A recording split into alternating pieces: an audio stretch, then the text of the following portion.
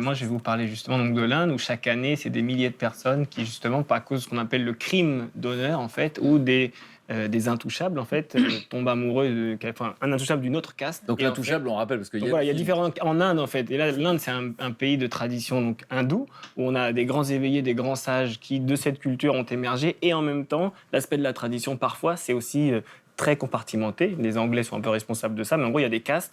Et donc en fonction de la caste à laquelle on appartient, on peut pas forcément être en contact, surtout pour les intouchables, et encore moins se marier avec. Mais l'amour n'a pas Donc il y a la de caste religion. censée être inférieure. Il y a les castes inférieures. Enfin, c'est voilà, qui est vraiment en dessous, en fait. Et là, en fait, moi, je vais vous parler d'une association qui, justement, a décidé de venir en aide à tous ces amours impossibles. Parce qu'hélas, dans les villages, quand on découvre ça, il y a beaucoup de violences qui sont faites au couple.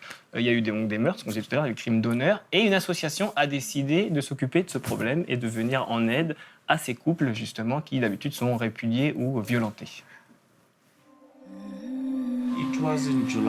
C'était en juillet 2010, quand un journaliste a rapporté que des enfants innocents et pacifiques avaient été tués au nom de l'honneur. Nous avons tous dit d'une même voix « J'aurais voulu faire quelque chose ». Nous avons compris que c'était un problème majeur dans le pays. Hommes, femmes, peu importe, le sentiment qu'ils ont en commun, c'est l'amour. Et la réaction de la société envers cet amour. Si deux personnes s'aiment et veulent partager leur vie, elles en ont le droit. Et nous, on les aide.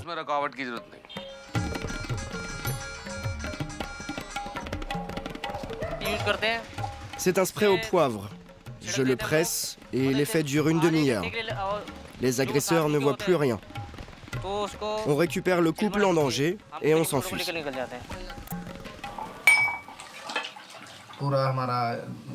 Nous nous sentons tellement en sécurité ici. Nos familles veulent toujours accomplir leur crime d'honneur. C'est sûr, les Love Commandos nous protègent. Si nous n'avions pas trouvé les Love Commandos, je ne suis pas sûr que je pourrais encore vous parler aujourd'hui. Nous étions tellement acculés que nous avons même pensé à mettre fin à nos jours. Nous voulons contrer la violence par des moyens non violents.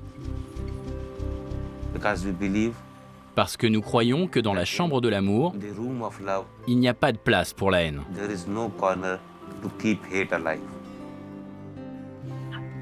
Réaction. C'est magnifique. Parce que là, on est au-delà de ce que... Parce que Moi, ce que ça m'évoque, c'est, je pense que les révolutions à venir et qui seront nécessaires vont venir vraiment du bas. C'est-à-dire comment des individus ou des petits groupes vont accepter peu à peu de défendre leurs ressentis et puis de montrer qu'il y a d'autres voies possibles. Parce que si on attend que ça vienne, que les changements viennent d'au-dessus, c'est comme si on constatait dans nos sociétés aujourd'hui que finalement le collectif est devenu paralysé et incapable de révolutionner réellement les choses. Donc je trouve que des couples qui s'aiment et puis des associations qui soutiennent à des endroits où il y a beaucoup de violence, on parlait de crimes, c'est quand même là... à côté, nous, les résistances qu'on a affrontées, c'est rien. Mais chaque petit combat comme ça, pour moi, c'est une partie de l'humanité qui se libère, qui repousse les contraintes, qui se rend... On devient plus humain avec des projets comme ça. Marc, comment concrètement il peut protéger ses amoureux ? Donc on voit un tout petit peu dans le reportage. En gros, il y a une ligne 24 heures sur 24 où on peut appeler. Et derrière, il leur propose un toit, de l'électricité, enfin un endroit. Et puis après, il leur propose même de pouvoir se marier légalement très vite pour être à l'abri justement des représailles des familles. Une fois qu'ils sont mariés, il y a un suivi ou pas ? Il y a un suivi, mais c'est surtout, en fait, l'idée, c'est qu'une fois qu'ils arrivent dans l'association, on leur prend leur téléphone et en gros, il n'y a plus de contact avec la famille.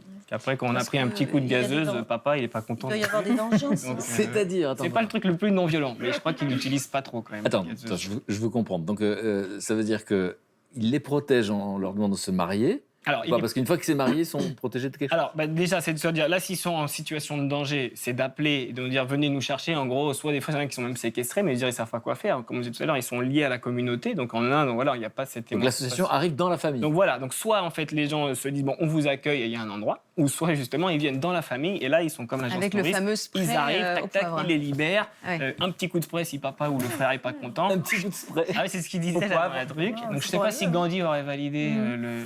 Mais et donc, ils les mettent dans cet endroit. Et là, après, ils travaillent ensemble pour essayer de leur amener justement. Oui, je me demandais s'il y avait un suivi, parce que j'ai entendu dire justement de ces problèmes de caste différentes. Quand il y avait des mariages, il y avait des trucs terribles qui se passaient. Pour les jeunes femmes, on leur a lancé du vitriol, je sais pas quoi, à la figure, pour qu'elles soient défigurées, brûlées, même brûlées vives. Comment ils peuvent les protéger sur la la longueur, en fait? Est-ce qu'après le mariage, on les protège toujours? Parce que c'est ben pas fini. Mais c'est juste, en fait, ils coupent avec la famille. Mais à un moment donné, on peut supposer que si ces familles se sentent... L'idée, c'est justement, il y a un risque, hein, c'est le risque de l'amour. Hein. Là, s'il est encore plus fort dans cet endroit-là, ils essaient donc de les protéger. Et donc, il y a eu des représailles quand même, mais c'est surtout les représailles, ils sont contre l'association, qui n'est pas du tout bien vue par tous ces fondamentalistes, qui ont essayé justement, ils ont déjà déménagé 5 fois cette année. Pour se cacher, en fait, l'association. Ils sont courageux. Ils sont courageux, mais ils donc ont la un persécution soutien. continue. Voilà, mais même contre les groupes, mais contre cette association. Ouais. Et ce qui est intéressant, c'est que le gouvernement, qui aujourd'hui est quand même assez conservateur, malgré la pression des fondamentalistes, laisse l'association continuer. Et parfois, les couples sont retrouvés, non? Par les familles. Après, et là, ils sont tués. Mais ils sont pas. Il y a eu quelques endroits, mais dans la plupart, là, sur les 40, je crois que c'est 46 000 personnes qui ont été aidées. Voilà, sur la plupart, ça c'est. Alors 46 000, c'est énorme, mais je rappelle qu'ils sont 1 milliard 250 millions ou 350 millions. Mais ça ne touche pas tout le monde. Voilà, ça c'est plus dans le nord qu'il y a ces problèmes-là où les cas c'est un peu plus fort que dans le sud.